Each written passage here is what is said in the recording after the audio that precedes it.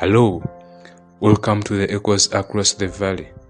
If you're new here, please subscribe and turn on the notification so you don't miss our next video.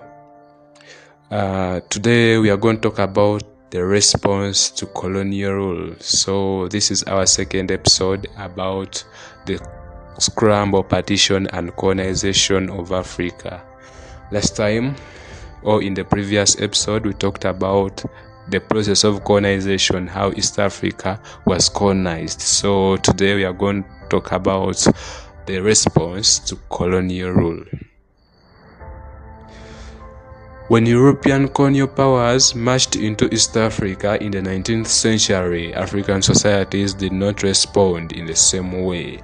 Some chose to collaborate, believing cooperation would bring them protection, trade, or survival. Others chose resistance, fighting bravely against foreign domination to defend their land, culture, and sovereignty. This mixture of collaboration and resistance shaped how colonial rule was established and has left a legacy that still echoes in East Africa's history today. Let us begin with collaboration. Collaboration was the willingness of certain African leaders and societies to work with European powers during the process of colonization. Instead of open resistance, they signed treaties, supplied soldiers, or allowed missionaries and administrators into their territory. Some of the key collaborators included Buganda Kingdom. Buganda accepted British rule and confirmed their collaboration through the 1900 Buganda Agreement, signed by Sir Harry Johnston and Buganda chiefs. In this agreement, Buganda was declared a British protectorate. However, modern historians question the viability of the agreement as it prioritized British interests at the expense of Buganda Kingdom. The agreement was written in English, a foreign language the Buganda signatories could not understand. Within the Kingdom of Buganda, among the major collaborators was Semei Kakungulu.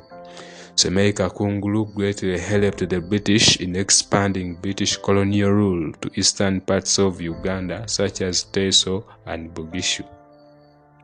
In Kenya, leaders like Lenama of the Maasai allied with the British during the struggle with their rivals, the Kikuyu and the Nandi.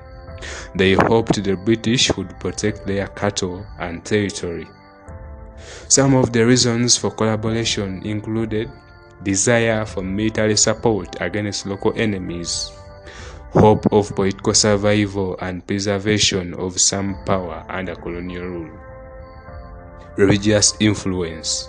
Some saw missionaries as allies who would shield them from rivals, belief in the strength of European weapons and armies, making resistance seem hopeless, expectation of rewards like land, wealth, and positions in colonial governments. Now let us talk about resistance as the second alternative. In contrast, resistance was the outright rejection of colonial intrusion, where societies took up arms or other means to defend their freedom. This was often fueled by anger at land alienation, forced labor, taxation, or cultural and religious interference.